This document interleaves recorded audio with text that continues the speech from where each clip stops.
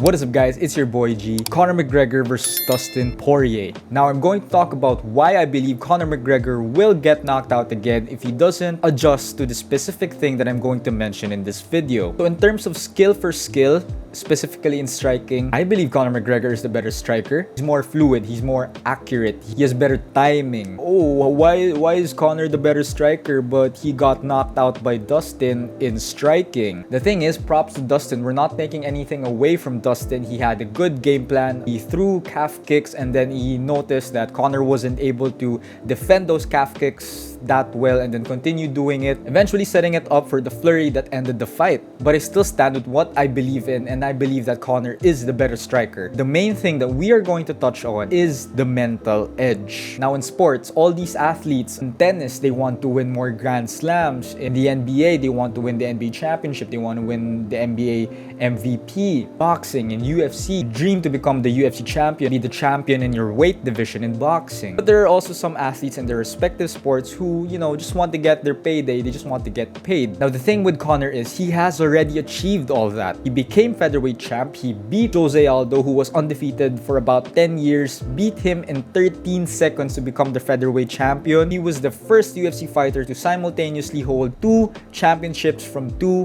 different weight divisions. Now in terms of money, I know a lot of you would be asking, why are you talking about money? When he fought Eddie Alvarez, he already had money. So how did money affect Conor's mental edge? Guys, believe it or not, being fans of both sports, you may be more of a fan of the UFC than you are with boxing. Let's face the facts. Boxing pays way more than the UFC. So rack up all of Conor's fights in the UFC, compute all of that up, and it's not as much as what Conor earned when he fought Floyd Money Mayweather in boxing. Props to Conor. When he came back in the UFC, he immediately wanted Khabib Nurmagomedov. The biggest thing that I noticed with Conor, which is something that I really don't like mentioning to these MMA fighters, to these boxers, because they train hard AF. I personally believe Conor didn't take Khabib seriously. Now you're gonna say, oh, you're just discrediting Khabib for crushing Conor. No, I believe that even if Conor did take this seriously, he would still lose to Khabib. Seeing the press conference, I know at that time, Conor wanted to promote his Irish whiskey, but he was drunk.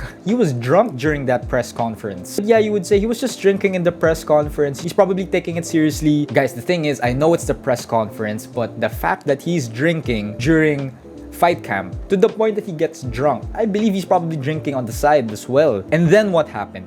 In the fight, he got mauled by Khabib. He got mauled by Khabib. Yes, I know Khabib is a different kind of beast. I know that when he fought Jose Aldo, that was in the featherweight division. When he beat Dustin, that was Dustin drained, not fighting at his real weight. He looks great at 155. He could even move up to 170. But even Dustin says, when they fought, Conor McGregor got into his head. Like I said, Conor McGregor has a mental edge, and he is good at taking someone else's mental edge as well. He did that with Aldo, he did that with Poirier back then. As much as Cowboy is a legend in the UFC, he has the most head kick knockouts. Then I said, okay, Conor beat Cowboy at 170 and then he did it in spectacular fashion. But after I watched that fight, I said, Conor still has a long way to go. I said, Conor needs another win to solidify himself as, being back in the UFC again. And eventually, yeah, he lost to Dustin. But what I saw in particular was a Conor McGregor who didn't want it as much as he did back then. I'm not discrediting Dustin. He beat Conor fair and square. He's a much better fighter at 155. But I'm just saying, Conor can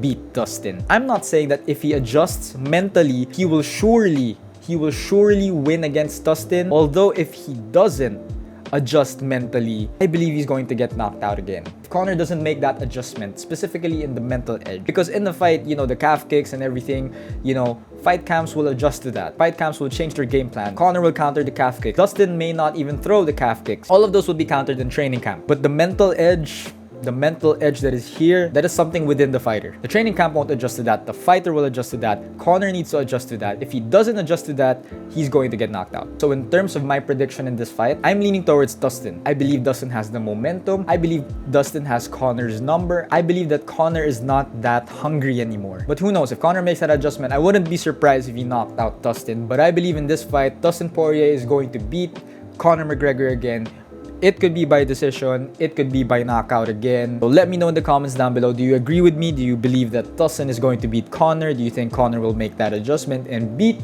Dustin? Let me know your opinions in the comments down below. If you have not yet subscribed to this channel, please do now by clicking the subscribe button down below, clicking the notification bell to get notified for upcoming videos. Once again, it's your boy G. I'll see you next time.